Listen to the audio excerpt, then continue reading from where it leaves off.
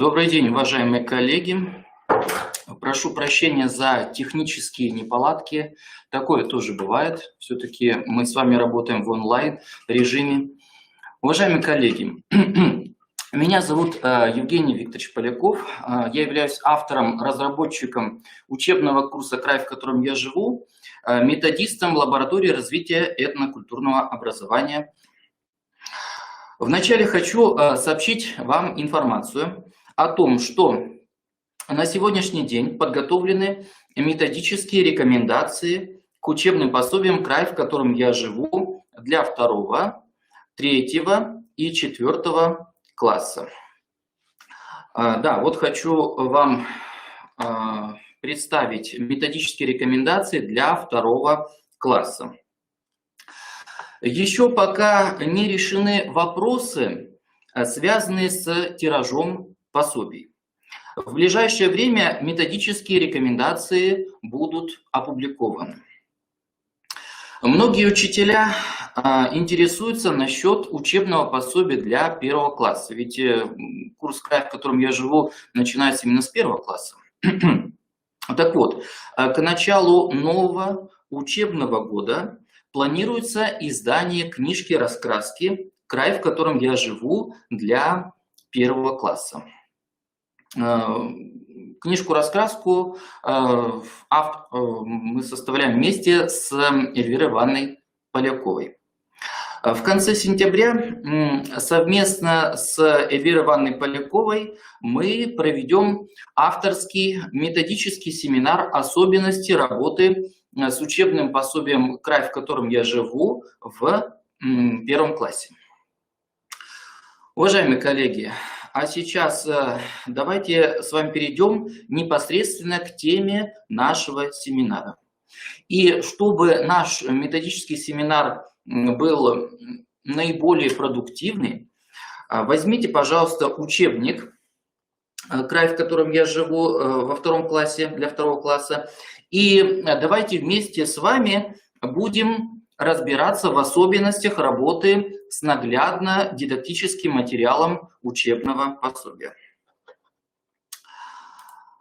Как вы все прекрасно знаете, наглядно-дидактический материал – это изображения, которые являются средствами для организации работы обучающегося, позволяющих ему наиболее полно овладеть знаниями по определенному предмету.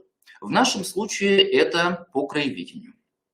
Таким образом, наглядно-дидактический материал, который размещен в учебном пособии «Край, в котором я живу» во 2 классе, является не просто иллюстрациями, а решает вполне определенные образовательные и воспитательные задачи. В учебнике для 2 класса наглядно-дидактический материал представлен художественными иллюстрациями, фотографиями и репродукциями картин художников Республики Коми.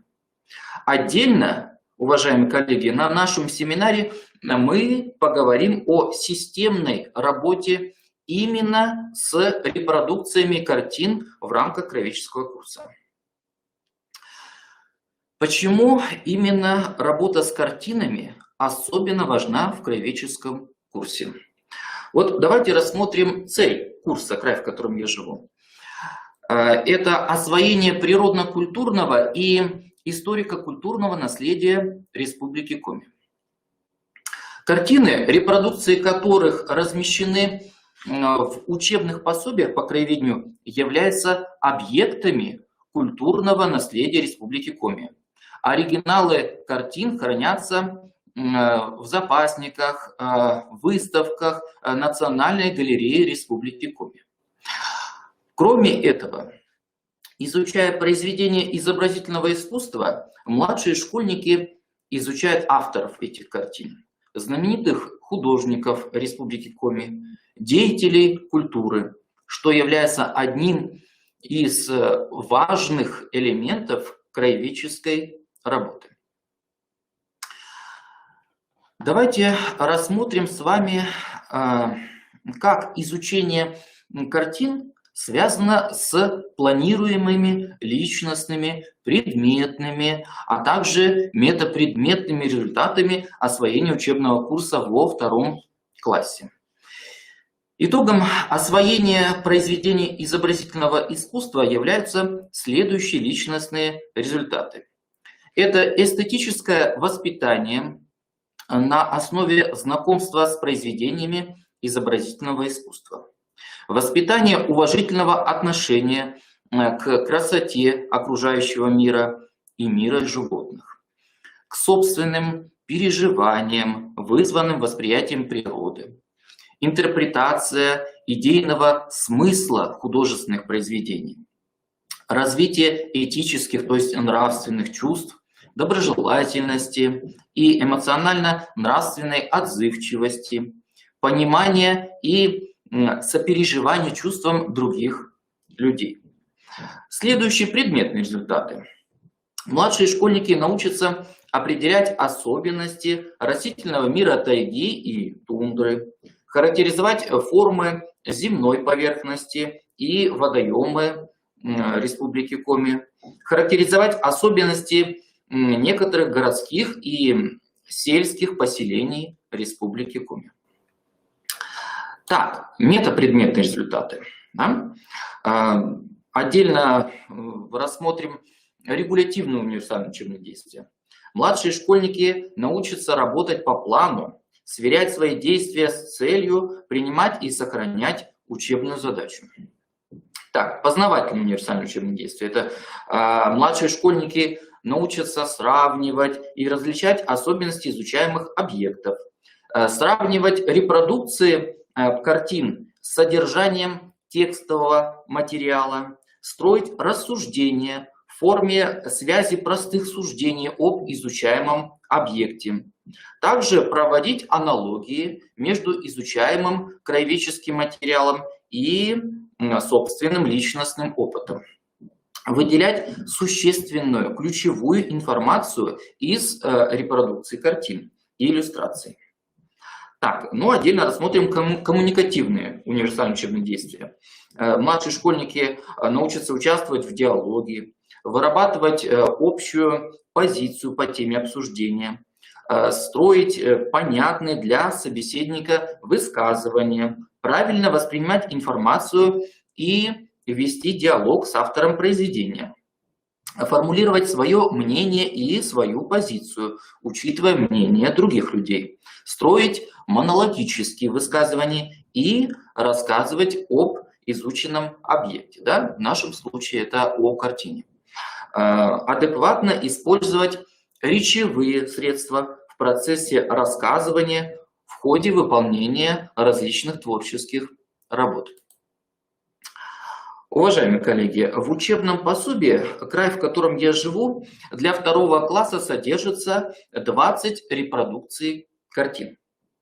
Масштаб картин позволяет рассмотреть все детали, но рекомендую вам в ходе работы с произведениями изобразительного искусства по возможности проецировать картины на большом экране. Ну, это может быть плазменная панель или интерактивная доска, если у вас есть такая возможность. Вы можете скачать репродукции картин на сайте Краеведения. Вот запишите, пожалуйста, доменный адрес сайта, он есть как раз на слайде. Или вы можете воспользоваться поисковым набором в браузере, набирая «Краеведение». На этом сайте размещены произведения изобразительного искусства художников Республики Коми из фондов Национального музея Республики Коми и Воркутинского музейно-выставочного центра. Надо отметить, что картины с хорошим качеством разрешения изображения. Также хочу отметить, что если вы будете проецировать картины на большом экране, необходимо затемнение помещения. Вот это затемнение, оно должно быть достаточным, но не абсолютным, не полным, поскольку дети, ребята, они должны видеть друг друга. Они должны реагировать не только на словесные высказывания, но и на мимику, на жесты в ходе обсуждения, в ходе работы с картинами. В ходе работы с репродукциями произведений изобразительного искусства рекомендую вам использовать такую технологию, которая называется визуальная коммуникация. Что значит визуальная коммуникация? Это зрительное общение с объектом. В нашем случае объект – это картина. Процесс работы строится как рассматривание и обсуждение изображений, картин. Именно внимательное рассматривание является основой для реализации технологии визуальной коммуникации. Сейчас мы с вами рассмотрим дидактические особенности работы с картинами, размещенными в учебнике. Но сначала хочу пояснить и рассмотреть общие рекомендации по работе с произведениями изобразительного искусства. Во-первых, в начале занятия учителю не нужно давать какой-либо предварительной информации о картине. Если сразу рассказать всю информацию об этой картине, то у детей может пропасть интерес к изучению произведений изобразительного искусства. В процессе работы учителю необходимо направлять детей к изучению объекта, задавая вопросы. Что вы видите? Что происходит на картине? Опишите картину. И уже после того, как ребята визуально, зрительно изучили объект, тогда уже можно давать какую-либо справочную информацию. Ну, давайте перейдем с вами к рассмотрению самих произведений живописи. Откройте, пожалуйста, учебник для 2 класса. Так, и давайте мы с вами откроем сразу страницу 6 учебника. Так, вот обратите внимание, да, на картину коми-художницы Александры Александровны Куликовой «Детство». Так, вот эта картина, да? Это первая картина, которая будет изучаться в рамках вводной темы «Мира не узнаешь, не зная края своего». После стандартных вопросов: ребята, что вы видите, что происходит на картине, опишите картину, необходимо сделать пояснение, что на картине изображен ребенок, который, сидя на крыльце своего дома, вглядывается вдаль, познает свой край.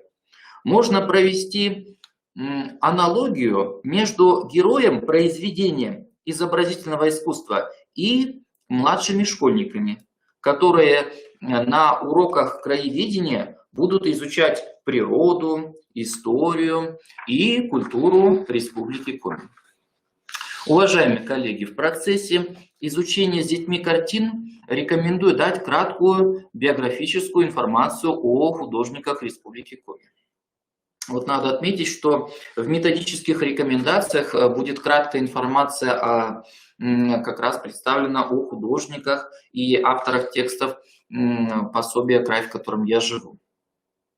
Так, следующие 3 картины посвящены раскрытию темы «Поверхность земли Коми». Давайте мы с вами откроем учебник на странице 11. И мы с вами увидим картину «Весна в Заполярье» известного художника-пейзажиста Республики Коми Анатолия Павловича Бухарова. Обратите внимание, картина многоплановая.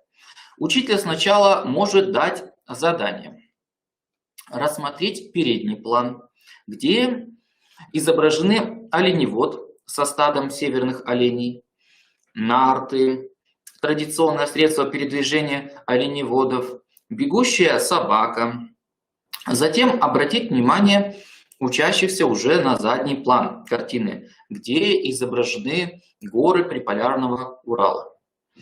Рассматривание произведений изобразительного искусства может сопровождаться следующими заданиями для детей. Опишите Уральские горы. Докажите, что на картине изображено весеннее время года. Поразмышляйте над тем, почему оленеводы перегоняют свои стада.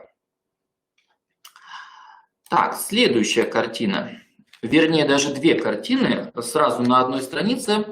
Это картины Якова Яковлевича Вундера, «Троповая долина на реке Вангыр» и «Гора Урал».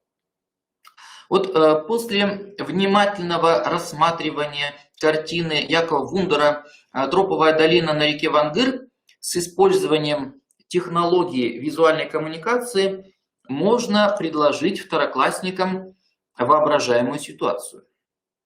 А именно, ребята, представьте, что вы являетесь главными героями картины, покорителями горных вершин. Сейчас вы находитесь на предгорье. Проложите словесно воображаемый маршрут по долине, который будет проходить через перелесье, равнины, предгорья и извилистую реку.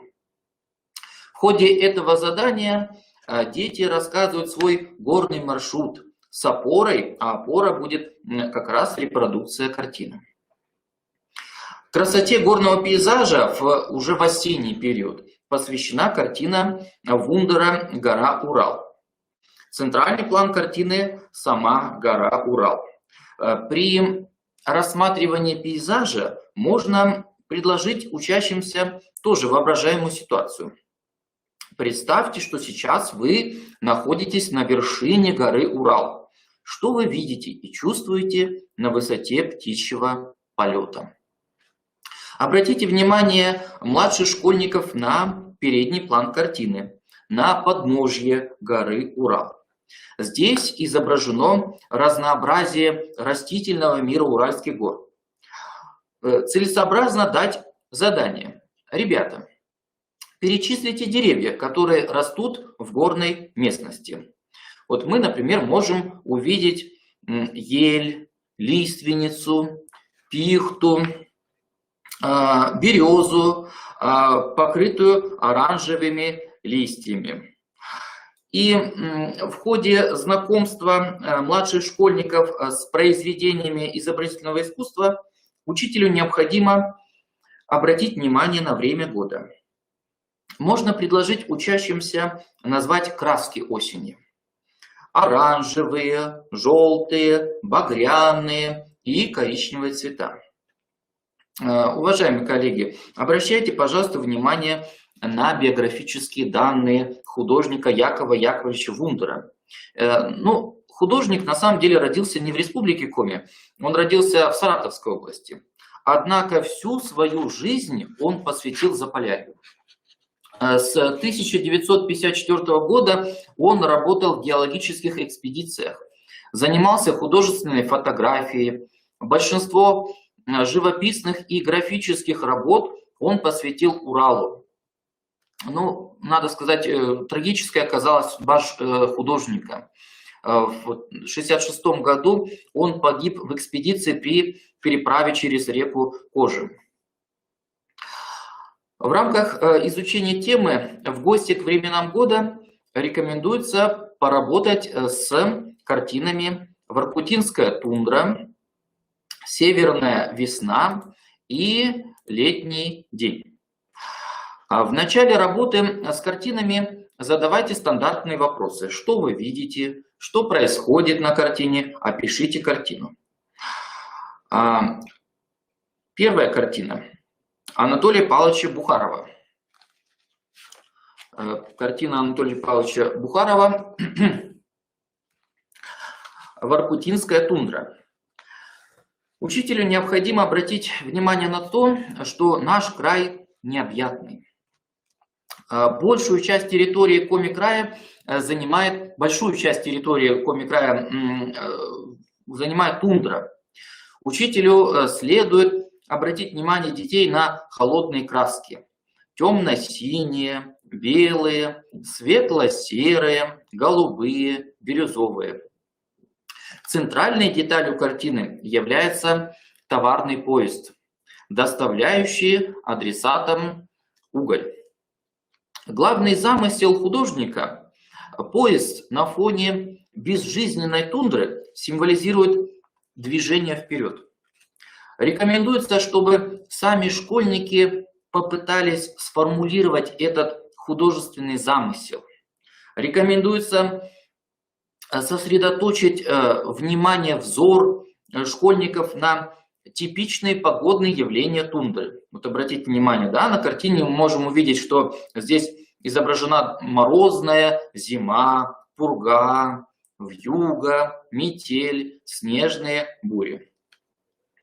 Следующая картина, Александра Николаевича Безумова «Северная весна». «Северная весна» на странице 21. Да, следует обратить внимание школьников, что это уже весенний пейзаж. Здесь изображено пробуждение природы, проталины, полынья, уплывающие теплоходы вдали. И перечислите вместе с детьми краски весны, которые использовал художник. Это голубой, бирюзовый, белый, синий, зеленые тона. Уместно вспомнить подходящие картине стихотворные строчки от Пантелеймона Образцова, его стихотворение «Под весенними лучами». Под весенними лучами разбежался снег ручьями. Вздулись речки, синий лед, затрещал под их напором, и река уже идет, унося с собой лед, громоздя на горы горы. Перейдем к следующей картине. Да, в процессе рассматривания картины Александра Николаевича Безумова «Летний день» на странице 23 важно обратить внимание на красоту луга, обилие полевых цветов и палитру зелени. Вот это, что называется, краски лета. Зеленый луг, белые ромашки, красный иван-чай, разнотравье. Целесообразно познакомить школьников не только с произведением живописи, но и краткой биографией художника Александра Николаевича Безумова. Так, следующая у нас тема посвящена северным рекам. Рекомендуется провести работу со следующими наглядно-дидактическими материалами. Картинами «Суровый Вангыр», «Белая ночь на Печоре», «Над Вычегдой», а также картина «Серебро Печоры». Так, первая картина по данной теме, картина Станислава Анфимовича Торлопова «Суровый Вангыр» на странице 29. Необходимо сосредоточить внимание школьников на характере горной реки. То есть надо отметить, да, что в Республике Коми существуют как равнинные реки, так и горные реки. В данном случае это как раз горная река. Да, младшие школьники могут обратить внимание, что на картине изображены пороги, скалистые берега, быстрое течение реки. Вот это основной признак горных рек. Обратите внимание на смелых, отважных людей, которые сплавляются по реке Вангыр на плоту. В процессе анализа картины школьникам можно предложить следующие вопросы и задания. Например, почему картину назвали «Суровый Вангыр»? Какими словами можно описать горную реку? Опишите реку Вангыр. Какие берега окружают горную реку? Какие чувства и переживания вызывает эта картина? Ну, дети могут описать свои переживания, связанные со смельчаками, которые решили сплавиться по реке Вангыр. Так, следующая картина, да, на странице 30. На странице 30 это картина известного коми-художника Энгельса Васильевича Козлова «Белая ночь на Печоре». Учитель может рассказать предысторию появления данной картины. На самом деле пейзаж был написан по памяти. Сюжет картины это поездка художника с рыбаками по ночной реке Печоре. Художник в своих воспоминаниях писал, зачитаю: «Здесь все реально и фантастично одновременно. Огромная река с опрокинутой в нее ночной зарей. Темный таинственный берег в глубине, похожий на заснувшего зверя, скользящие по воде лодки с рыбаками». Учителю можно дать задание на сравнение горной реке Вангыр и равнинной реки Печоры с опорой на репродукции данных картин.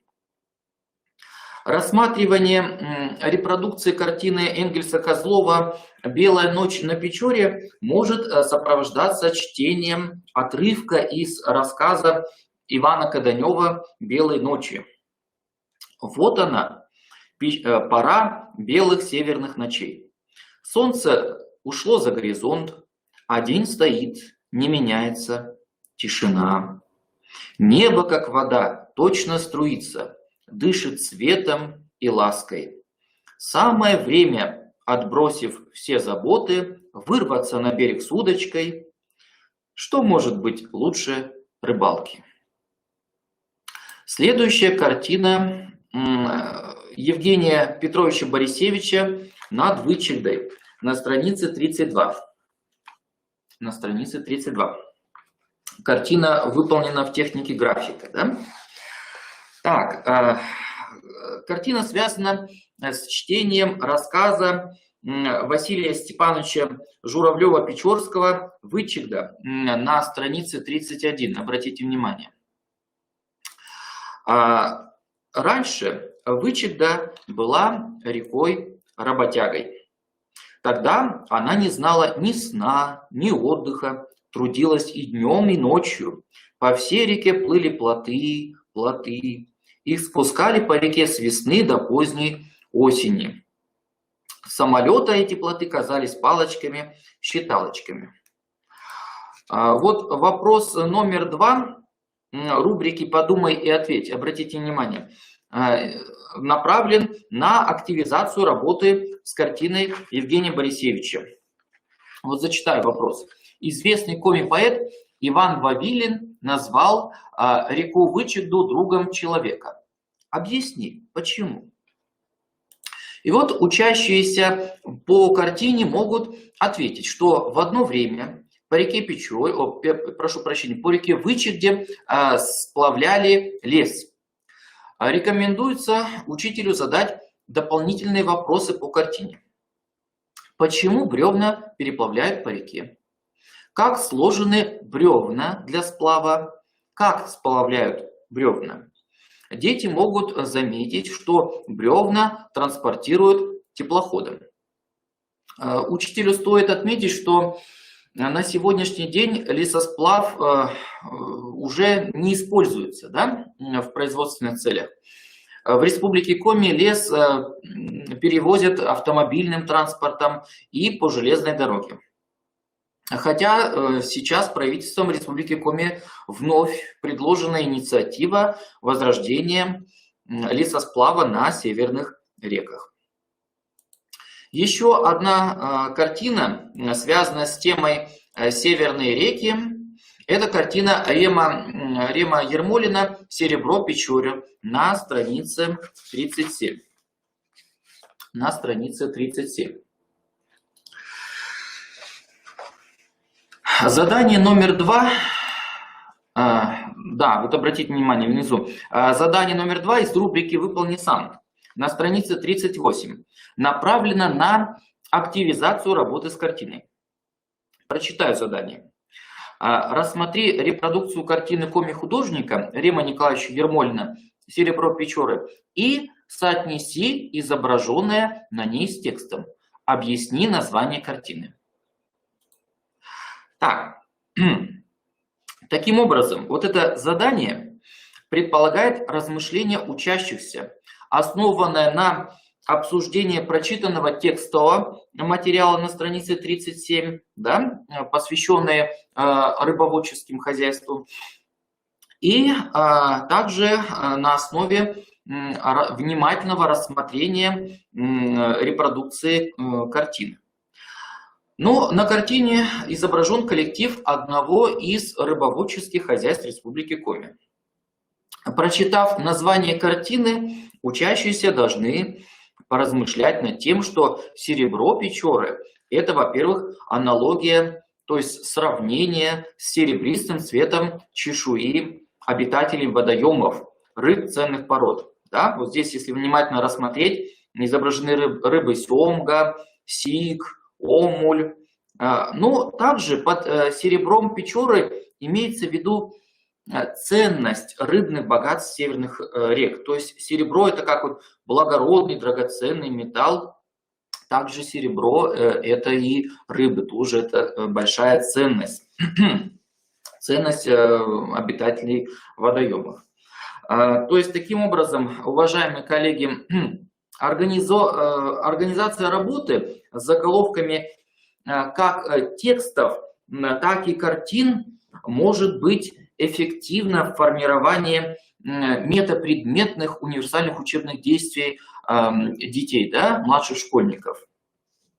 Следующие три картины тундра, белая тундра, грибы посвящены изучению темы богатства тундры. Так, первая картина Станислава Анфимовича Торлопова «Тундра». Откройте, пожалуйста, страницу 44. Страница 44. Данная картина служит хорошей иллюстрацией к беседе о растительном мире такой природной зоны, как тундра. Вот при рассматривании северного пейзажа учитель может рассказать о некоторых особенностях растительности тундры. Главная особенность данной природной зоны – это заболоченные низменности в условиях сурового климата тундры, высокой влажности, сильных ветров, многолетней мерзлоты. Вот обратите внимание, растения в тундре, они как бы прижимаются к поверхности почвы. Они образуют переплетающиеся побеги в виде подушки. И при знакомстве с картиной учащимся можно предложить вопрос на развитие воссоздающего воображения. Ребята, а на что похожа тундра? И у многих детей это вызовет ассоциацию с ковром. Вот сам художник Станислав Торлопов говорил, что, зачитаю, «Для кого-то тундра – это унылое гигантское болото, а для меня это незабываемая красота каменных и мшистых ковров». Вот при рассматривании картины обратите, пожалуйста, внимание младших школьников на цветовую гамму, на серые, темно-зеленые, коричневые, бордовые краски тундры. То есть здесь представлен разный спектр цветов. Да? Учителю рекомендуется обратить внимание одноклассников на задний план картины, где изображено традиционное жилище оленеводов. Это чум. А вот в первом классе при изучении темы традиционные занятия народа Коми младшие школьники уже знают об оленеводстве, о чуме. Однако учителю рекомендуется напомнить младшим школьникам об этом традиционном переносном жилище оленеводов. Так, следующая картина. Да, на странице 46. На странице 46 Это картина Рема Николаевича Ермолина «Белая тундра». Да, обратите внимание, что на странице 50 есть вопрос номер 5 из рубрики «Подумай, ответь», который направлен на активизацию работы с данной картиной. Зачитаю этот вопрос. Почему художник Рем Николаевич Ермолин назвал свою картину «Белая тундра»? Сейчас перейдем к картине и попробуем ответить на этот вопрос. Вопрос заставляет внимательно рассмотреть картину, обратить внимание на растительность тундры летом. Рекомендуется предложить учащимся перечислить растения тундры. Учащимся стоит отметить, что лето в тундре, оно короткое и длится где-то 2 месяца. В это время тундра покрывается белым ковром, украшенным ромашкой и пушицей. Для наглядности рекомендуется показать вот эту фотографию пушицы, этого травянистого растения. Еще одна картина Станислава Торлопова называется «Грибы». Вот эта картина уже не пейзаж, а натюрморт. Да?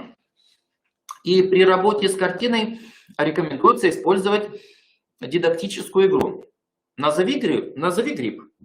При рассматривании картины младшие школьники называют и описывают каждый гриб, который изображен на картине. Например, здесь какие грибы изображены? Розовые волнушки, подосиновики с красной шляпкой, подберезовики с коричневой шляпкой. Вот важно обратить внимание учащихся на то, что грибы, они растут как в тайге, так и в тундре. Так, перейдем к рассмотрению следующей картины. Это картина художника Анатолия Павловича Бухарова «На зимних пастбищах» на странице 68. На странице 68. Откройте, пожалуйста, эту страницу и давайте мы поработаем с этой картиной. Так, картина «На зимних пастбищах» посвящена теме «Хозяева тундры». Рекомендуется соотнести стихотворение детского писателя Республики Коми Александра Константиновича Журавлева с картиной «На зимних пастбищах». Картина достаточно объемная, и крупный план позволяет рассмотреть все детали картины. Учитель может предложить учащимся следующие вопросы и задания.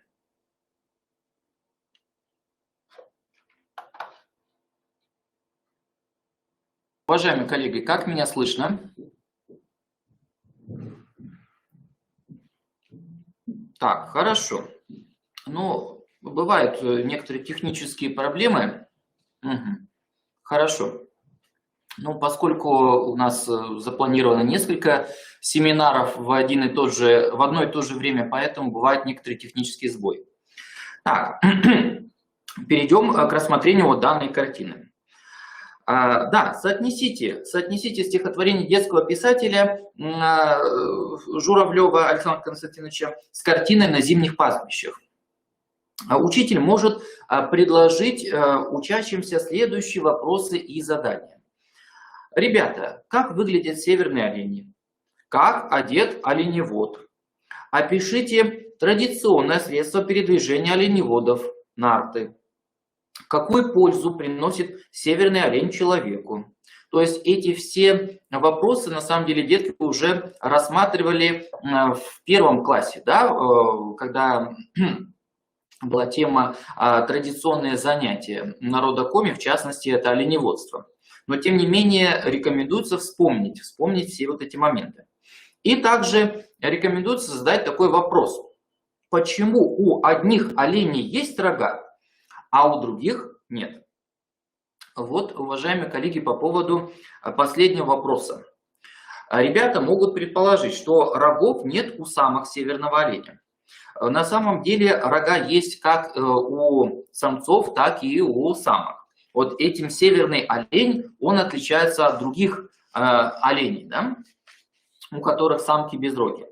Северные олени в определенный период времени сбрасывают рога. Взрослые самцы оленей сбрасывают рога после окончания гона. Вот это обычно в ноябре-декабре месяце. А самки носят рога всю зиму и теряют их в конце весны, в мае и в июне, в начале лета. Да, рассмотрим особенности работы с картинами в рамках изучения темы «Где ты живешь?». Где ты живешь? Где младшие школьники изучают окружающий микромир, улицу, на которой проживает школьник, дворовую территорию, школу, в которой учится второклассник. Первая картина Александра Николаевича Безумова «Двор» на странице 82. Откройте, пожалуйста, страницу 82. Да, тут обратите внимание, сразу на развороте на странице 82-83 сразу 3 картины, да? Да, мы уже с вами рассматривали другие картины этого художника. Вот рассмотрим сейчас эту картину. Репродукция картины «Двор» направлена на понимание двора как социокультурного уличного объекта. На картине художник изобразил типичный городской дворик Сыктывкара 1960-х годов. Учитель может предложить младшим школьникам сравнить и сопоставить свой двор и дворик, который вдохновил художника. При рассматривании картины следует уделить особое внимание отдельным деталям, которые создают общую картину обыденного двора. Это скамейка, песочница, беседка. Важно обратить взор школьников на главных героев картины. Да? Тут мальчик и бабушка. Вот на странице 84 в рубрике «Выполни сам» есть задание номер 3. Рассмотри репродукцию картины коми-художника Александра Николаевича Безумова «Двор». Какой диалог мог завязаться между героями картины, мальчиком и бабушкой? Вот это на самом деле творческое задание, направлено на создание какой-либо воображаемой ситуации. Дети могут самостоятельно подготовиться в ходе парной работы и рассказать диалог, которые могут быть между бабушкой и ее внуком, и рассказать этот диалог по ролям. Следующая картина на странице 83. Да? Это картина тоже Александра Николаевича Безумова «Улица в Усть-Куломе». И картина Якова Яковлевича Вундера «Второй район, улица Суворова», которая посвящена изображению одной из улиц города Воркуты.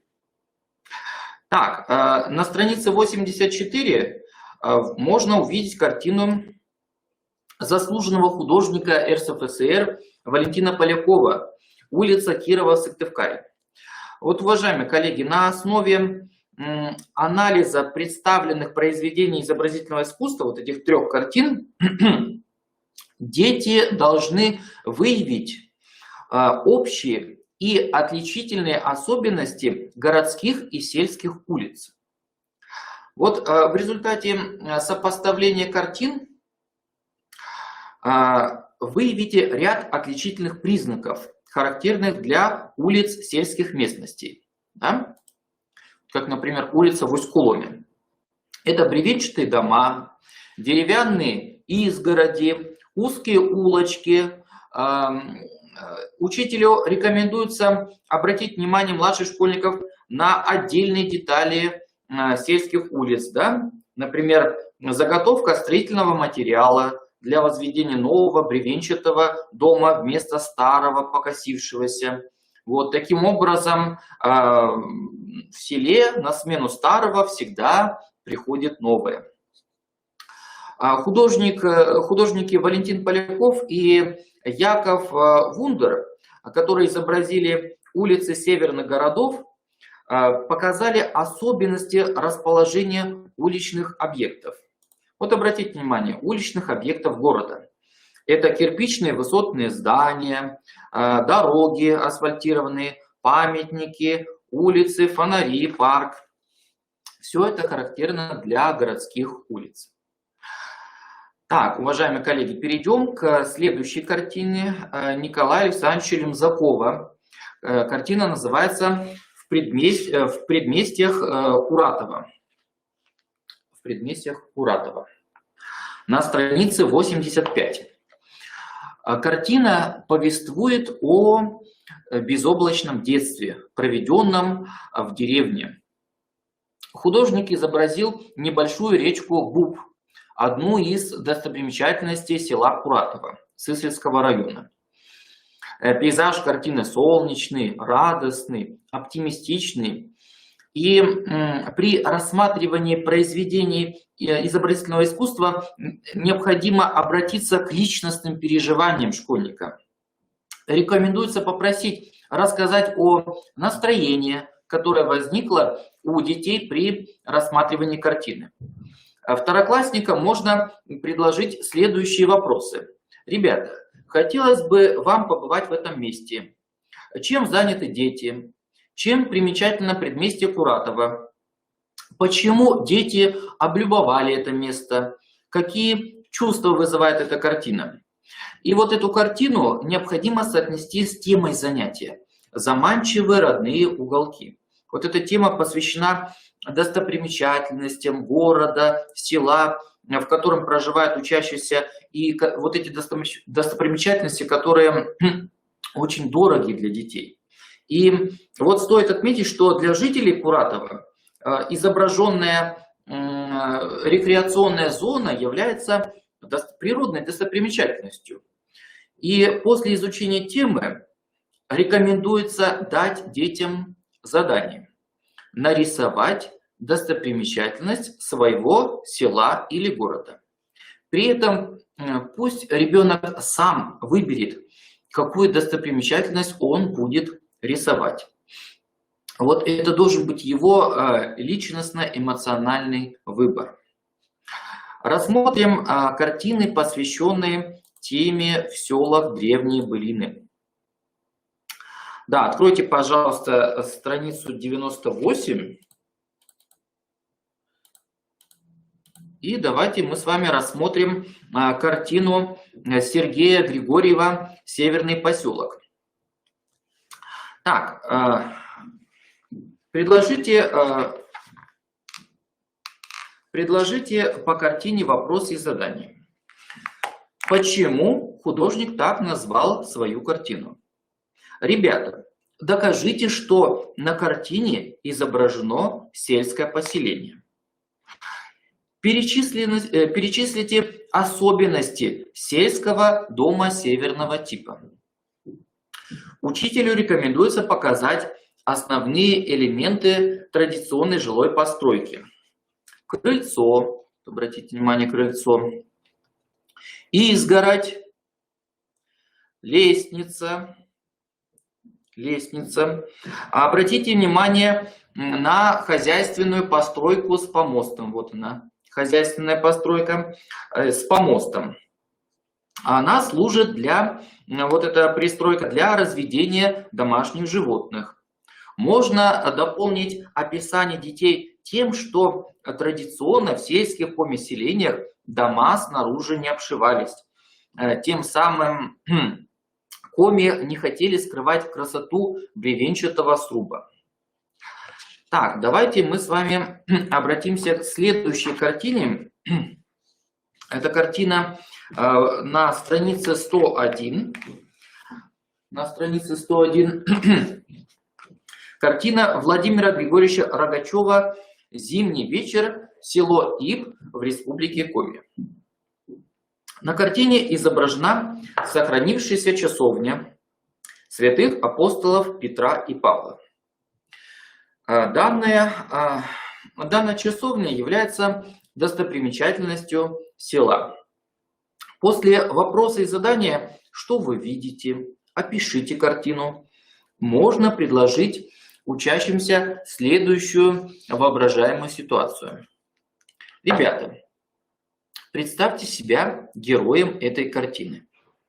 Опишите свое путешествие по селу Иб. Учащиеся могут поведать о том, куда ведет дорога, описать старинные бревенчатые дома и деревянную часовню. На следующей странице, если вы перелистнете, на странице 102, изображена картина Рема Николаевича Ермолина «Улица в Каргарте». Поясню, что Каргарт является деревней, которая относится к селу Иб. Вот Каргарт относится к Ибской сельской администрации. И здесь находится охраняемый природный ландшафт Каргартский. В народе его еще называют Каргартский Юрский парк, потому что здесь находятся самые северные места, где были раскопаны останки плезиозавров и ихтиозавров, живших на Земле около 250 миллионов лет назад. И, конечно, уважаемые коллеги, очень рекомендую вам и вместе с детьми съездить в Иб и посетить не только Финно-Угорский этнокультурный парк, но и сходить в местный краеведческий музей. Или лучше всего оформить комплексный образовательный тур по старинному селу Иб. Поверьте мне, у детей после этой поездки останутся самые радостные впечатления. Вот при просмотре картины Рема Ермолина рекомендуется обратить внимание младших школьников на расположение улиц и домов села, а также атмосферу тихой, размеренной сельской жизни. Учитель может сосредоточить внимание школьников на задний план картины. Обратите внимание, да? Где изображена старинная деревянная часовня. Важно отметить, что в деревнях и селах церковь является важным таким культурным, духовным центром. Следующая картина на странице 105. Картина комик-художника Энгельса Козлова «Старая Уссыльма». При рассматривании произведения изобразительного искусства рекомендуется обратить внимание школьников на красоту северного села Уссыльма.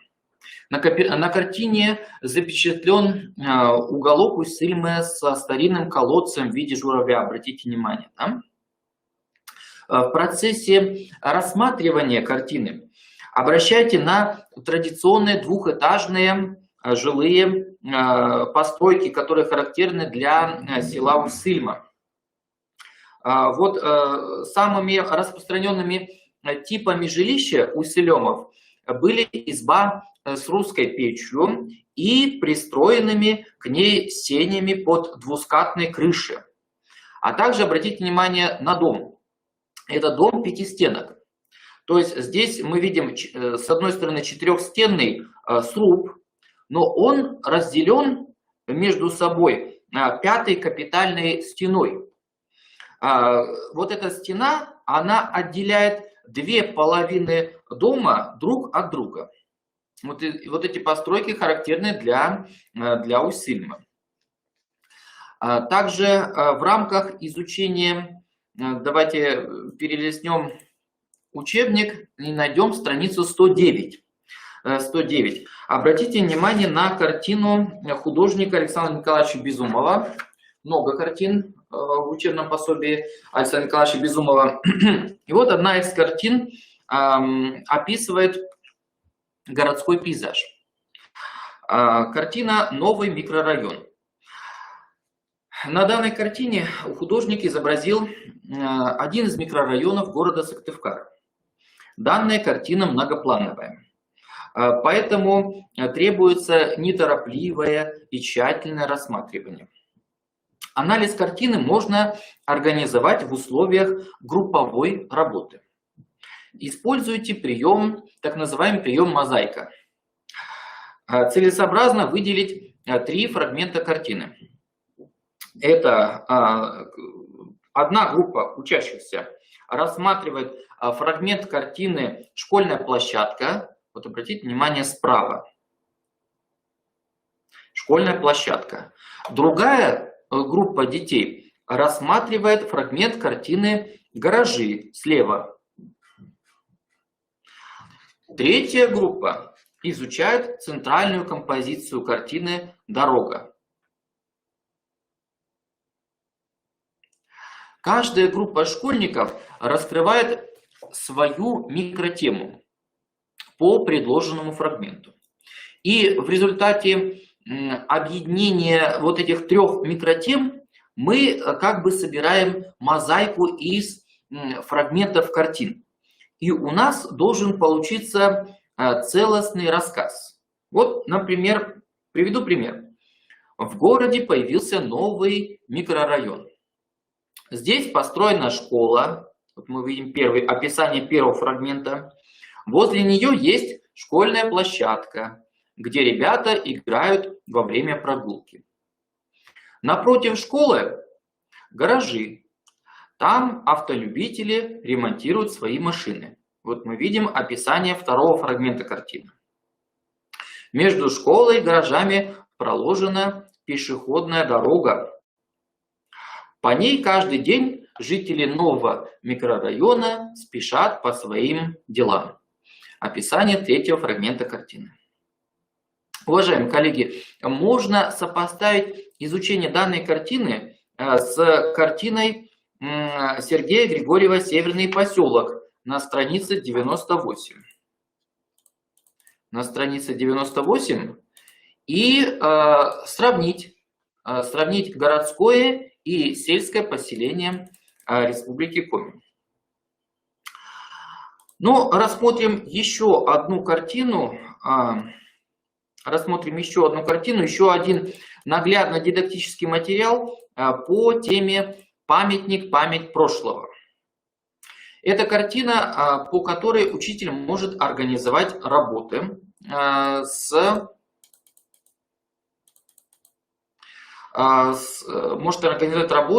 репродукцией картины Рема Николаевича Ермолина «Май 1945 года». Откройте, пожалуйста, учебник на странице 123 и давайте поработаем с вами с этой картиной. Так, как раз эту тему вы будете проходить в мае. Ну, тема на самом деле рассматривает не только события, связанные с военным периодом, но также связанные с изучением памятников города, памятников села. Но в частности, здесь рассматриваются памятники, посвященные Великой Отечественной войне. Да, и вот здесь изображена картина Рема Ермолина. На картине мы можем увидеть главного героя, солдата, который вернулся с войны. Для понимания младшими школьниками душевного состояния солдата необходимо предложить следующие вопросы. Ребята, что чувствует главный герой? Опишите главного героя картины. Что он переживает? Как природа встречает солдата? Дети могут отметить, что как природа встречает солдата, что, например, весна, начинают распускаться листочки, природа оживает. И эта картина последняя, да? Последняя в учебнике. Итак, уважаемые коллеги, мы с вами рассмотрели основные моменты, связанные с особенностями работы с наглядно-дидактическим материалом учебного пособия «Край, в котором я живу» во 2 классе. Хочу вас проинформировать, что в апреле мы с вами проведем еще один семинар, который будет в этом учебном году. Семинар «Организация работы с наглядно-дидактическим материалом учебного пособия «Край, в котором я живу» уже в 3 классе. Да, уважаемые коллеги, мне очень приятно, что вы уделили свое время, и в онлайн-формате мы с вами приняли участие в данном семинаре. Надеюсь, что наша встреча была плодотворной. Наш семинар подходит к своему завершению. Уважаемые коллеги, спасибо вам за внимание. Хочу вас поблагодарить за работу. Всего вам доброго, удачи вам. До свидания.